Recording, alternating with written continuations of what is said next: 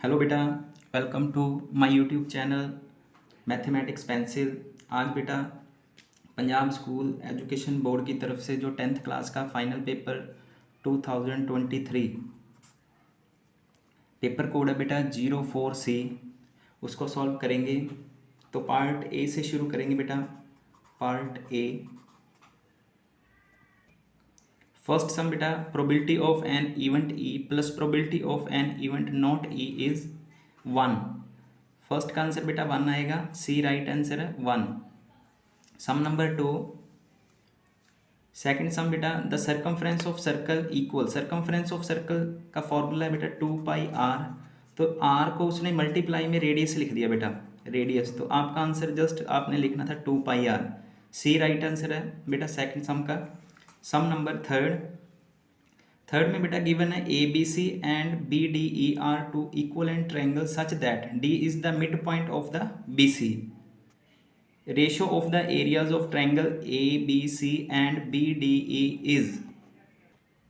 इसको करने के लिए बेटा मैंने ट्रायंगल ए बी सी और बी डी ई ड्रॉ किया यहाँ पर। गिवन स्टेटमेंट में बेटा डी जो मिड पॉइंट है, mid point of B C, mid point of B C है। और ये दोनों ट्रायंगल क्या, सिमिलर ट्रायंगल्स हैं, सिमिलर ट्रायंगल्स हैं। और दोनों, तो हमने एक थ्योरम की हुई है बेटा, area of triangle A B C by area of triangle B D E किसके इक्वल है बेटा, उसके कॉरस्पॉन्डिंग साइड के स्केयर के इक्वल है, रेशो बी सी। तो मैंने बड़ी ट्रायंगल में ए बी सी की जो बेटा मैंने बी सी साइड ली है, और बी डी ई छोटी वाली ट्रायंगल की मैंने बी डी साइड ली है।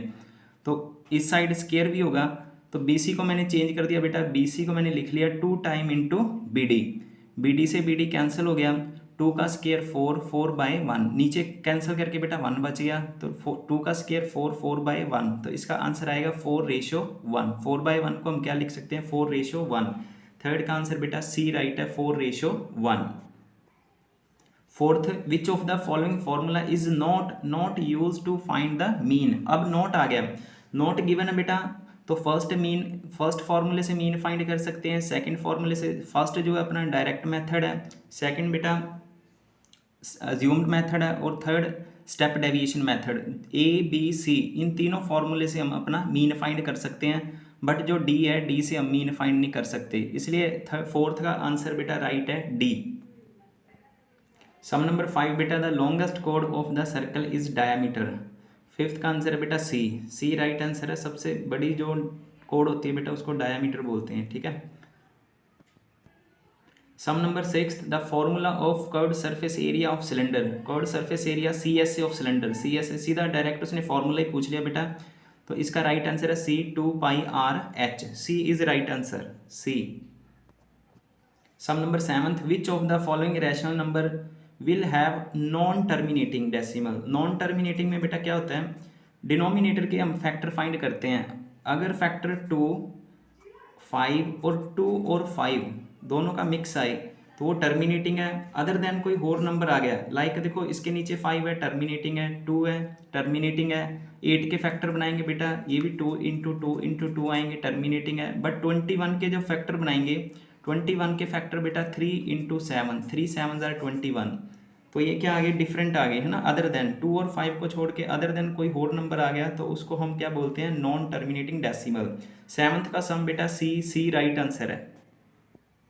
Sum number 8, how many zeros can a quadratic polynomial not have. Quadratic polynomial जो बेटा होती है पावर 2 वाली है, तो उसके कम से कम उन्होंने पूछा not have. Not have, not have means answer 3 होगा बेटा, सी, C is right answer. Not, कई बच्चे ये काफ़ी सम नॉट से उन्होंने पुट किए बेटा, तो नॉट से थोड़ा अपना आंसर चेंज हो जाता है, इसलिए इसका आंसर है C, C is right answer 3। Sum number 9, सीधे फॉर्मूले कई पूछ लिए इन्होंने।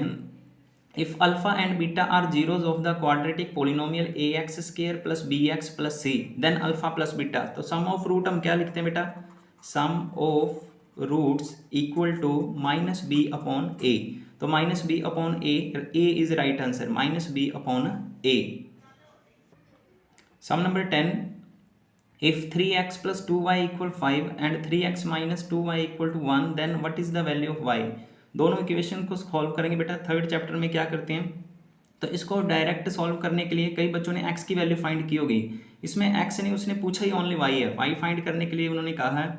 तो आपने जस्ट इनको क्या करना था, दोनों को माइनस करना था बेटा, दोनों को माइनस करोगे साइन चेंज होगा, माइनस प्लस और माइनस, 3x तो कैंसिल हो गया, ये 2 + 2 क्या हो गया 4y, 5 में से 1 गया 4, y = 4/1 कैंसिल हो गया, आंसर क्या आ गया 1। तो 1 चेक कर लो, 10th का ए आंसर राइट है बेटा, y की वैल्यू क्या आ गई 1। Sum number 11th, if a pair of linear equation of two variable is consistent, consistent word use किया बेटा, then the line represented these equation will be। तो consistent किस condition में होता है, जहां तो दोनों लाइन इंटरसेक्ट हो और जहां दोनों लाइन कोइंसिडेंट लाइन हो।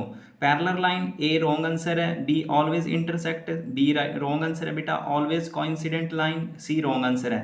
तो दोनों में कुछ भी हो सकता है, जहां इंटरसेक्ट होगा आर और जहां कोइंसिडेंट होगा बेटा। तो 11th का आंसर डी राइट आंसर है। Sum number 12th, a pair of linear equation a1x plus b1y plus c1 = 0 and a2x plus b2y plus c2 = 0 has a unique solution if. But unique solution कब होता है, जब दोनों first two की ratio not equal हो। तो it means a1/a2 not equal to b1/b2। 12th का right answer है बेटा B. Sum number 13th, a quadratic equation ax² plus bx plus c = 0 has two real and unequal roots।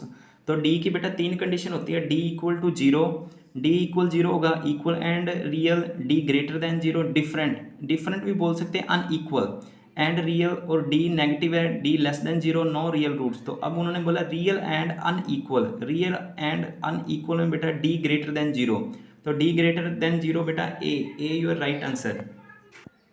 Some number 14, find the fifth term of the AP. तो बेटा कई इस बच्चे क्या formula वगैरह अप्लाई करने लग गए होंगे इस पे, तो ये बड़ा सिंपल था, आप डिफरेंस चेक कर लेते इसका।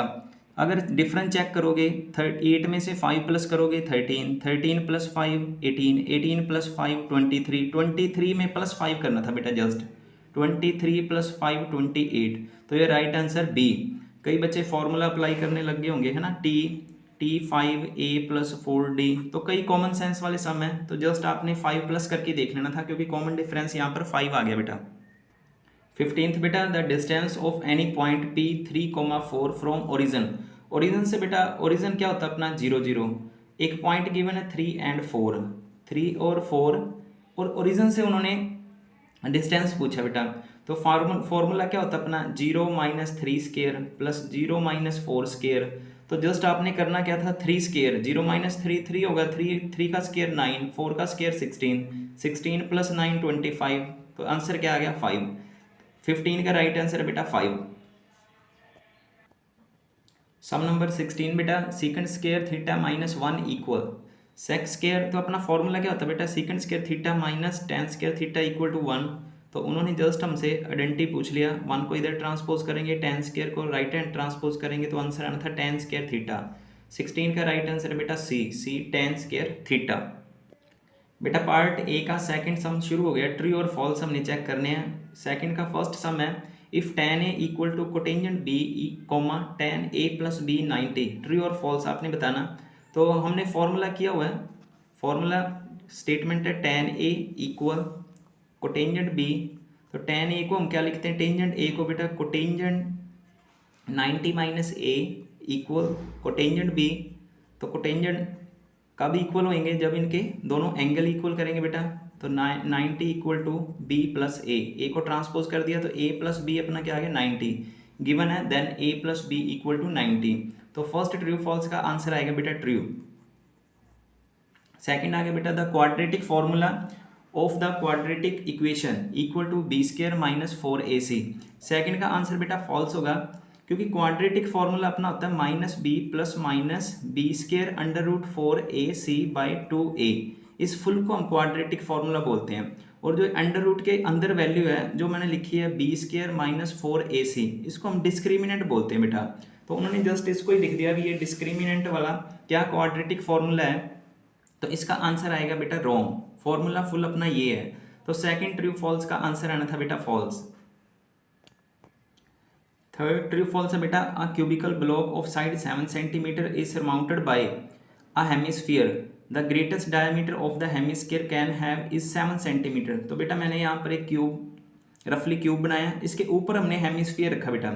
तो हेमिस्फीयर जब रखोगे, हेमिस्फीयर का जो नीचे वाला बेस होगा, देखो हेमिस्फीयर हम कैसे बनाएंगे, ये मैंने हेमिस्फीयर बना दिया, तो इसका जो टॉप है ये बेस है, ये वाला उल्टा रखेंगे तो ये इसका बेस बनेगा बेटा। बेस बिल्कुल कितना बड़ा है, जो इसका सरफेस है क्यूब का, क्यूबॉइड का सरफेस है, सॉरी क्यूब है, तो उसका जो सरफेस है बिल्कुल उतना बड़ा ही इसका हेमिस्फीयर का सरफेस है बेटा, बेस।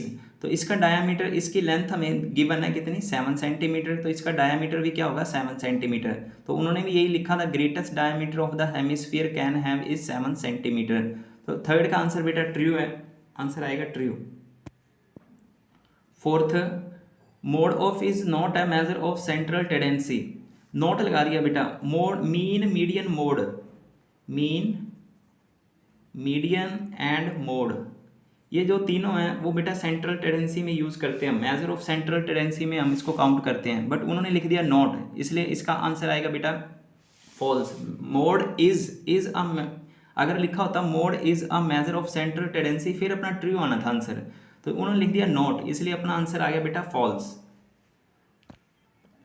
अभी देखो फिफ्थ जो ट्रू फॉल्स है वो सेम पीछे हमने एमसीक्यू में भी किया बेटा। The distance of point x y from the origin, अभी मैंने बताया था ओरिजिन का पॉइंट क्या लिखेंगे, 0 0, और दूसरा पॉइंट दिया हुआ है एक्स एंड वाई, तो फॉर्मूला क्या अपना लिखते हैं हम लोग, x minus 0 square plus y minus 0 square, x2 minus x1 का square plus y2 minus y1 square. तो इसको सॉल्व करने पे हम देखेंगे x minus 0 x square plus y square. तो the distance of point x y from origin is x square plus y square. तो fifth answer आपका बेटा ट्रू आएगा। Next is the distance of a point 2 8 from x axis is 8। The distance of point P 2,8 from x axis is 8। Check करेंगे बेटा, graphically check करना था आपने, point given है 2 एंड 8, तो x की वैल्यू क्या है 2 मैंने इधर बेटा शो किया है, और 8 ऑन y एक्सिस शो किया है। तो पॉइंट अपना क्या प्लॉट करेंगे, ये पॉइंट यहाँ पर प्लॉट होगा बेटा। तो उसने उसका जो क्वेश्चन अपना उसने पूछा इस पॉइंट की जो डिस्टेंस है वो x एक्सिस से कितना दूर है। x एक्सिस से देखो ये वाला अपना क्या लाइन है x एक्सिस, और ये पॉइंट कितना दूर है, कितनी डिस्टेंस है 8 यूनिट। तो उन्होंने भी बोला इज 8 यूनिट, तो इसका आंसर है बेटा सिक्स्थ का आंसर है true. Sum number 7th, sine theta equal to cos theta for all value of theta. दोनों साइन थीटा और कोस थीटा ओनली 45 डिग्री पे बेटा इक्वल होते हैं, 45 पे दोनों की वैल्यू 1/√2 1/√2 होती है बेटा। तो अदर एंगल्स पे दोनों डिफरेंट ही हैं, तो उन्होंने बोल दिया for all value of theta. All value of theta, अब जीरो ही चेक कर लो आप, साइन थीटा आपने जस्ट चेक करना था, साइन 0 क्या होता है 0, और कोस 0 डिग्री क्या होता है बेटा 1, तो दोनों डिफरेंट आ गए। तो उन्होंने बोला ऑल वैल्यू ऑफ थीटा के लिए ये इक्वल होते हैं, तो इसलिए इसका आंसर आएगा बेटा फॉल्स। 8th बेटा, area of the sector of angle theta equal to pi r square multiply theta by 360। ये बेटा ट्रू है, क्योंकि angle of area of sector हम कैसे फाइंड करते हैं, theta by 360 multiply pi r square. तो उन्होंने जस्ट इसको इंटरचेंज करके पाई आर स्क्वायर आगे लिख दिया और थीटा बाई 360 पीछे लिख दिया। 8th का बेटा आंसर आएगा ट्रू। पार्ट ए का बेटा थर्ड स्टार्ट करने जा रहे हैं। Filling in the blanks. A line which intersect a circle at 2 points is called a secant. जब एक सर्कल को एक लाइन इंटरसेक्ट करती है बेटा 2 पॉइंट्स पे, तो उसको बोलते हैं सीकेंट। तो first filling in the blanks अपनी सीकेंट आना था बेटा। Second, the common difference of AP. तो ये सिंपल सम है, एपी का कॉमन डिफरेंस फाइंड करने के लिए क्या करते हैं बेटा, T2 minus T1 5 minus 2 equal to 3। तो कॉमन डिफरेंस क्या आ गया बेटा 3 आ गया। Third some, a die is thrown once the probability of getting a prime number। अब डाइस में क्या क्या नंबर होते हैं 1 2 3 4 5 6। प्राइम नंबर चेक कर लो बेटा 2 3 एंड 5। 3 प्राइम नंबर है तो प्रोबेबिलिटी फाइंड करने के बेटा 3, टोटल 3 प्राइम नंबर है, नीचे टोटल नंबर कितने होते हैं 6, तो आंसर क्या आ गया 1/2। तो फाइंड अपना आ गया answer the probability of getting a prime number 1/2। Fourth बेटा, the formula of curved surface area of the frustum of the cone. Cone का बेटा क्या होता है CSA of cone pi r l, और जो फर्स्ट टर्म है बेटा, फर्स्ट टर्म में 2 रेडियस यूज होते हैं, तो उसके लिए अपना फॉर्मूला बन जाएगा पाई ब्रैकेट के अंदर under bracket R1 plus R2 into L. तो आपका राइट आंसर आना था पाई R1 plus R2 under bracket, ये दोनों प्लस होंगे और multiply l. Fifth part check करेंगे, the probability of an event is always greater than और इक्वल टू, जो प्रोबेबिलिटी का आंसर है बेटा ऑलवेज ग्रेटर देन और इक्वल टू 1, सॉरी यहाँ पर हम कोई इवेंट लेट कर लेते हैं, ग्रेटर देन इक्वल टू 0 और लेस देन इक्वल टू 1, तो आपका आंसर आना था 0, ये वाला आपने लिखना था x greater than equal to 0 always, और अगर यहाँ पर लेस देन लिखा होता है फिर अपना आंसर आना था x greater than less equal to 1, मतलब आपने यही लिखना था only just greater than equal to 0। The probability, दोबारा रिपीट कर रहा हूँ, the probability of an event is always greater than और इक्वल टू, आपका आंसर आना था 0, ठीक है। ग्रेटर देन और इक्वल टू तो उन्होंने लिखा ही हुआ, तो आपने जस्ट यहाँ पर 0 पुट करना था। Sum number area, sixth part में चेक करेंगे, area of the segment of circle equal to area of the corresponding sector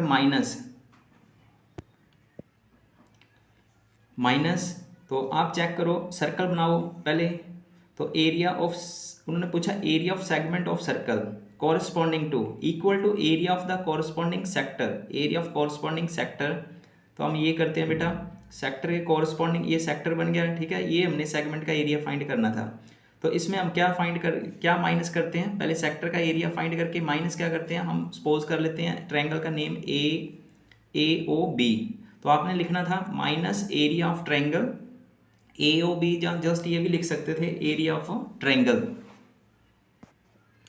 और क्या लिख सकते थे, area of corresponding triangle, area of corresponding triangle. Seventh बेटा, the product of zeros of the quadratic polynomial given at 2x square minus 7x plus 3, find हमने करना product of zero, तो product of zeros equal C upon A, पहले आपने compare करना था इसको standard form से ax square bx plus c, तो यहाँ से कंपेयर करना, c की वैल्यू 3 है बेटा और a बेटा 2 है, कोफिशिएंट ऑफ x स्क्वायर को हम a बोलते हैं, तो आंसर आना था 3/2 बेटा। एट्थ बेटा, in a right angle triangle the square of hypotenuse is equal to the sum of the dash of the other two side, तो यहाँ पर भी आएगा बेटा is equal to the sum of the squares. Square कैसे होता है, जैसे राइट एंगल ट्रायंगल मैंने बनाई बेटा ABC, तो पाइथागोरस थ्योरम कैसे करते हैं, हाइपो स्क्वायर AC स्क्वायर और base BC square plus AB square, तो क्या होता है हाइपो स्क्वायर किसके इक्वल होता है बेटा, अदर टू साइड के स्क्वायर के प्लस के इक्वल होता है, तो हमने जस्ट यहाँ पर लिखना था sum of the square of the other two sides. Okay बेटा, इस पार्ट में बेटा हमने 16 मार्क्स के MCQ और 8 मार्क्स के जो ट्रू फॉल्स और 8 मार्क्स के फिलिंग द ब्लैंक्स, देखा जाए तो हमने 32 मार्क्स का जो इस वीडियो में पेपर सॉल्व किया है, तो आप अपना चेक कर सकते हो। Thank you very much for watching.